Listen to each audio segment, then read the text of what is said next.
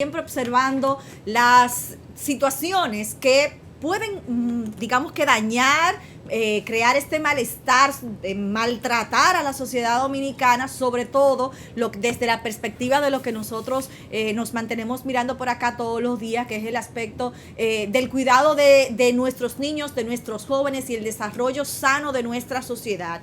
Y justamente una de las situaciones que vemos de manera silente afectando a la sociedad dominicana es el tema del narcotráfico y de cómo este crimen organizado, esta situación, obviamente afecta a todos los órdenes, y nosotros pues nos preocupa esto por la cantidad de sustancias prohibidas que continúan las autoridades incautando. Si nosotros echamos una mirada a las cifras oficiales del primer trimestre de este 2022, hay algunas imágenes que producción tiene por ahí que también puede compartir. Solamente en el primer trimestre se detuvo, se incautó un acumulado de 7.109 kilogramos de sustancias prohibidas, entre las que se encuentran cocaína, éxtasis, marihuana, y esto obviamente viene asociado a la incautación también de efectivo, de dinero, no solamente de peso dominicano, sino también de dólares, de francos suizos, de euros, de pesos colombianos. O sea, hay una cantidad también de dinero. ¿Cuánto dinero rescataron? Bueno, según la cifra, porque recordamos, estas son las cifras oficiales de la DNCD, en pesos dominicanos rescataron cerca de 5 millones de pesos, o en lo que estaba en junto a la droga que pudieron incautar. 17,000 dólares, habrían allí 722 euros. Ese es el primer trimestre, eso en es el hasta primer marzo. trimestre, eso es Porque enero, marzo. hasta abril las cifras que yo he visto en la prensa hablan de 12 o 14 toneladas, que son 14,000 kilos. Ajá. De droga, de narcóticos incautados. Mira, las implicaciones de estos son muy grandes. República Dominicana ha sido históricamente utilizada como un puente para el tránsito de los narcóticos desde Latinoamérica hacia Europa, hacia Puerto Rico y hacia Estados Unidos. Y las implicaciones en la actividad económica y en el entorno económico dominicano han sido importantes, y lamentablemente ya hoy en día también tenemos un grupo, hay un consumo interno también importante de narcóticos. Pero si solamente tú te quedas en el lado económico, 14 toneladas en 4 meses, estamos hablando que durante el año probablemente la tendencia sería más de 50 toneladas. Sí. Las que se capturaron. La que se ponen en las estadísticas. Porque por eso, obviamente la que se capturaron y se dieron a publicar. Exactamente. ¿Verdad? Porque sabemos todas las presiones que tienen los agentes sociales con respecto a este tema. Los ensayos con respecto a la lucha contra la droga, la lucha contra el narcotráfico, es ya algo histórico, porque ya tenemos más de 40 años en esto, en esta supuesta guerra. Ha tronchado la vida no se sabe de cuántas familias y sociedades. En Centroamérica el caso es dramático.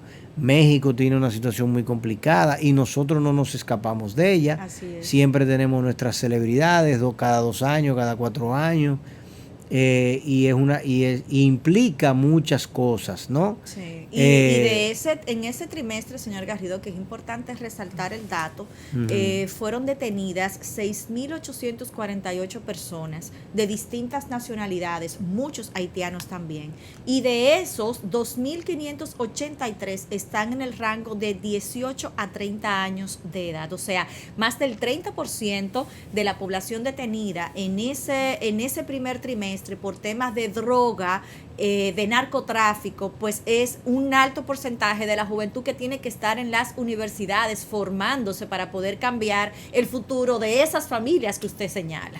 Imagínate que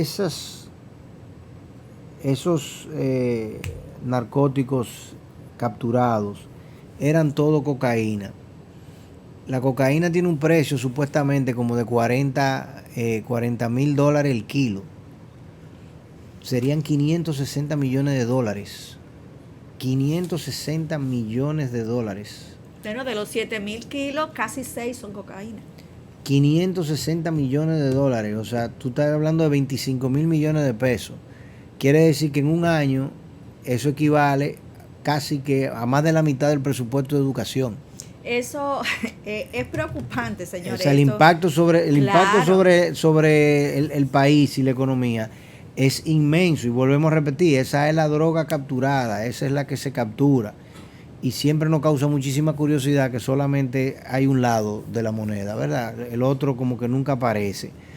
En algún momento la sociedad dominicana va a tener que sentarse a debatir de una manera seria esto. Pero va a ser muy difícil hacerlo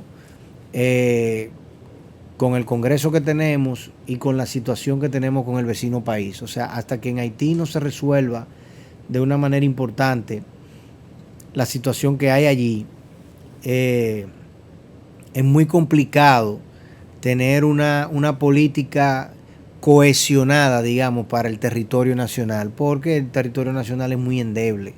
Es endeble por el agua, es endeble por el aire y es endeble por tierra también.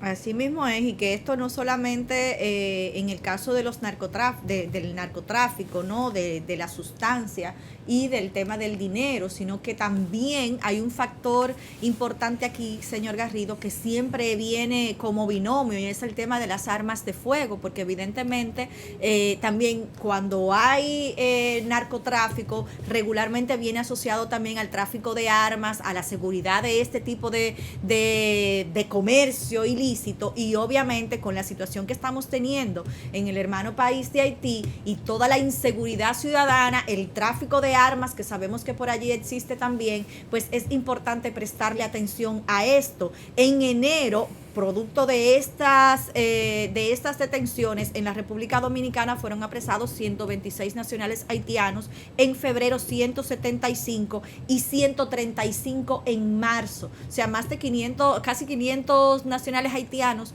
fueron detenidos también en producto de esta situación, y eso, como decíamos, son los que fueron detenidos con las manos en la masa, como decimos popularmente. Entonces, es importante nosotros prestar atención a esto, porque lo decíamos la pasada semana, la situación de inseguridad ciudadana y el tema vandálico del lado haitiano lo veíamos como algo distante, pero ya las autoridades han empezado formalmente a tocar este tema, porque es una situación que evidentemente no se está pudiendo detener en las fronteras. Ya está pasando a territorio dominicano esta situación, y no solamente el tema de la inseguridad, sino todo el crimen organizado asociado a toda esta situación. Yo creo que traspasó la frontera de República Dominicana, porque las declaraciones de la expresidenta Michelle Bachelet te dicen claramente la preocupación que existe en los otros territorios de Latinoamérica, y qué bueno que otros territorios de Latinoamérica también puedan tener esa preocupación.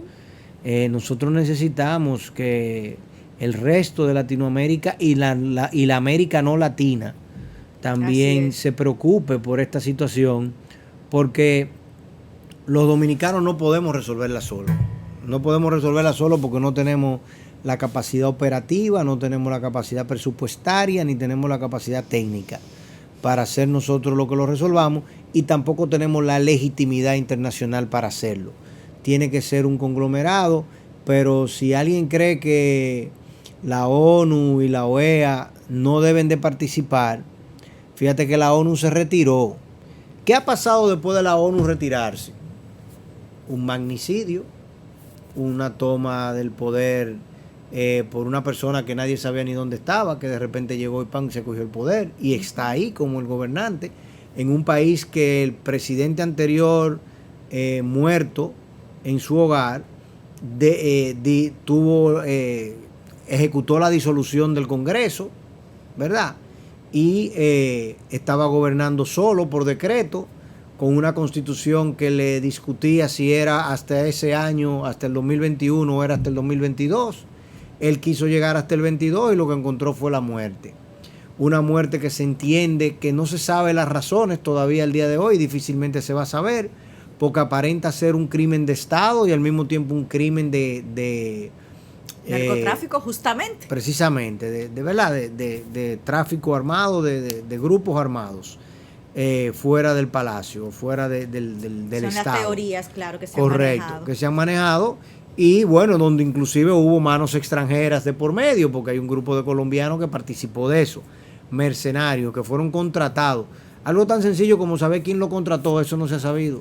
Así es, la contratación de esto, y parecería, señor Garrido, que es un modus operandi que se sigue emulando, porque no hemos tratado a detalle, hay muchas cosas que todavía no se saben de lo que ha acontecido, pero lo que pasó en el Caribe colombiano con el fiscal uruguayo también, que recientemente es algo muy parecido, porque era un fiscal de los más, que incluso las autoridades uruguayas... Paraguayo, ¿no era? De Paraguay. Sí, Lo habían señalado como casi que un paladín en contra del narcotráfico, y lo que sucede allí también como parte de un punto neurálgico para el tráfico de drogas en toda la región, y vemos como de luna de miel en el Caribe colombiano, pues entonces también es muerto de una manera dramática. Ese hombre se puso en las manos de Lutero, la iglesia completamente, bueno. O sea,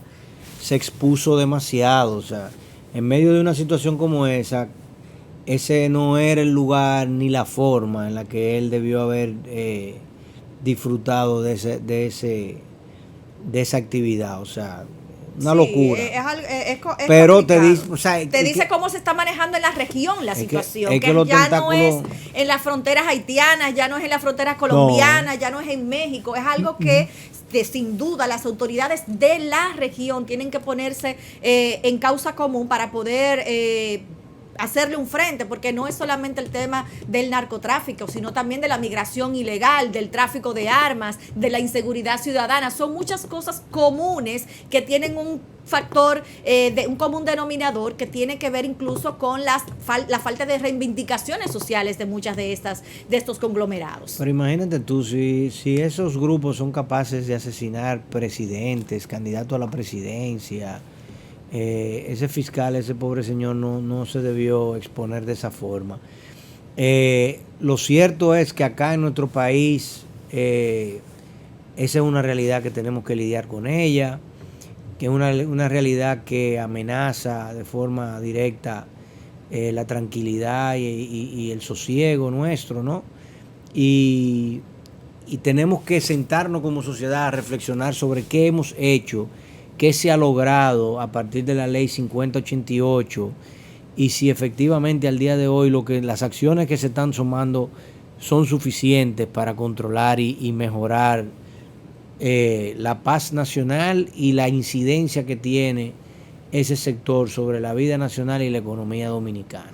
Así es, y cerrando con ese tema de Haití, justamente comentando, ¿no? La ONU a través de la comisionada para los derechos humanos, la señora Michelle Bachelet, pues planteaba, ¿no?, los niveles inimaginables a los que habría llegado la violencia en Haití. Lo ponen en cifras, justamente habla de 92 personas no afiliadas a bandas y 96 presuntos miembros de estos grupos habrían muerto desde el pasado 24 de abril hasta el día de ayer, que dieron estas cifras, 24 al 17, menos de un mes. Pues estamos viendo este balance horrendo, ¿no?, que sin duda pues pone en estas estadísticas pues la preocupación de la ONU ante la comunidad internacional. Se habla de 113 personas que habrían resultado heridas, corroboradas por los funcionarios de la ONU, que dan además actualmente a 12 personas desaparecidas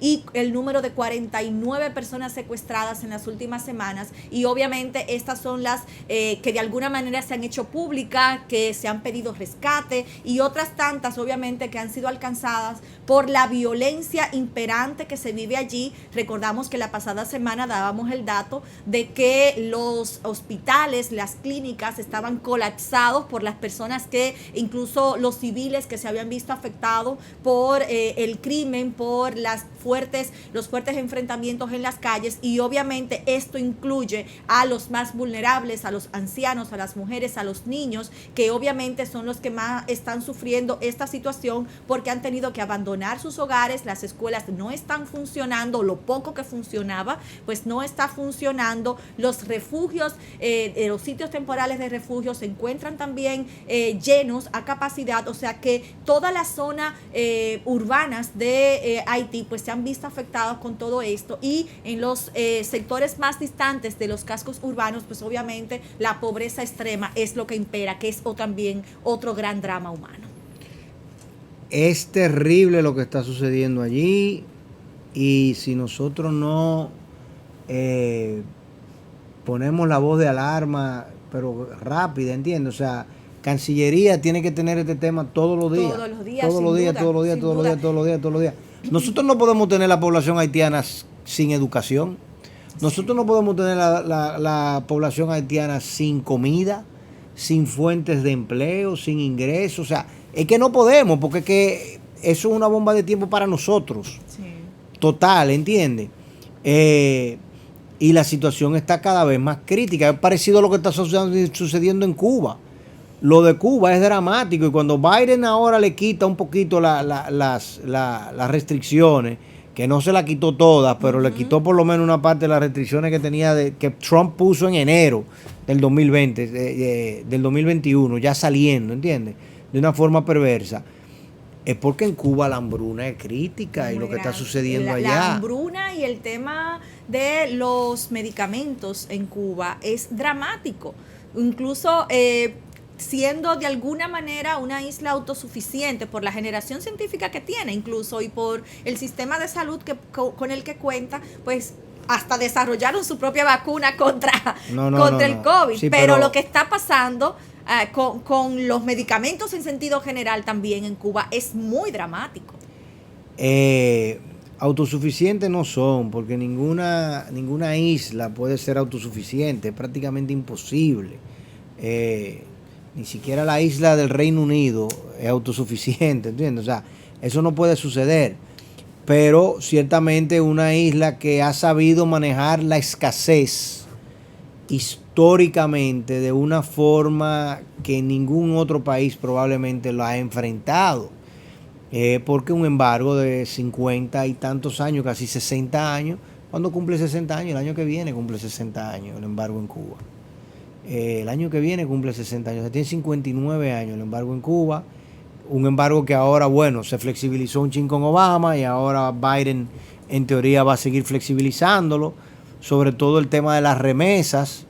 Es un poco como arbitrario que yo le mande dólares a los cubanos, pero no le puedo mandar productos para comprar con esos dólares.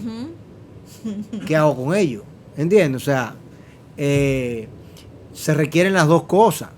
Se requiere la inversión privada, que haya libertad para la empresa privada, se requiere la libertad para los presos políticos, y la libertad de expresión, y la libertad de la actividad privada y de las actividades civiles normales. Eso es una exigencia, ¿verdad?, que se tiene, pero qué bueno que viajen más cubanos y que viajen más personas a Cuba, que haya más vuelos comerciales, obviamente que a través de esos vuelos comerciales entonces haya más mercancía e intercambio comercial, y a partir de eso, bueno, que se termine de eliminar el embargo, porque yo creo que la política, el glasnost norteamericano que inició Hillary y luego continuó John Kerry en el gobierno de Obama. Tú sabes que, por ejemplo, el tratado nuclear de Irán, a Obama se lo criticaron muchísimo, y a Kerry, que fueron los que lo llevaron. Hillary fue de la que más lo promovió, pero al final fue en el gobierno, en el segundo mandato de Obama, que se llevó a cabo. Los republicanos se lo criticaban muchísimo, el tratado de arma nuclear, por 15 años, para que Irán detuviese su programa de enriquecimiento de uranio y de plutonio en busca de tener un arma nuclear.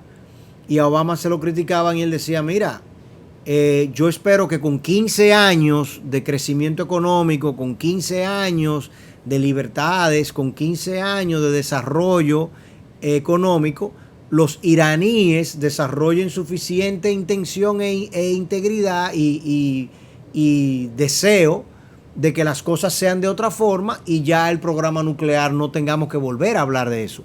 Pero prefiero que hayan estos 15 años de eso a que tengamos lo que tenemos ahora mismo. Me parece que ese mismo esquema es lo que se intentó hacer con Cuba y que fue lo que Obama dijo. Obama dijo, óyeme, tenemos 55 años en esto y no se ha logrado nada. Definitivamente que algo tiene que cambiar. Vamos a ver si nosotros si nosotros creando condiciones para que Cuba se desarrolle económicamente, pues obviamente las condiciones políticas también eventualmente pudiesen ser otras. Porque lo contrario definitivamente no va a cambiar nada. Y sencillamente vamos a tener un pueblo de 11 millones de habitantes empobrecido, y viviendo bajo unas situaciones muy críticas, y esas situaciones tan críticas ponen en riesgo inclusive la tranquilidad de toda la geografía, ¿no? Claro. Una geografía que a ellos les afecta. Así es, en el caso de las nuevas medidas adoptadas por Biden para beneficiar, ¿no?, a los cubanos, pues se ha hablado de que el Departamento de Estado estaría estableciendo un programa para reunificación familiar, hablando también de la intención de procesar cerca de 20,000 visas cubanas anuales, o sea, para cubanos, para que puedan viajar a los Estados Unidos. Se habla también de aumentar el contacto entre los profesionales cubanos y los profesionales de Estados Unidos, establecer viajes desde otras provincias de Cuba, que hasta este momento pues solamente se podían estar haciendo desde La Habana, y que bueno, pues además de eso aumentar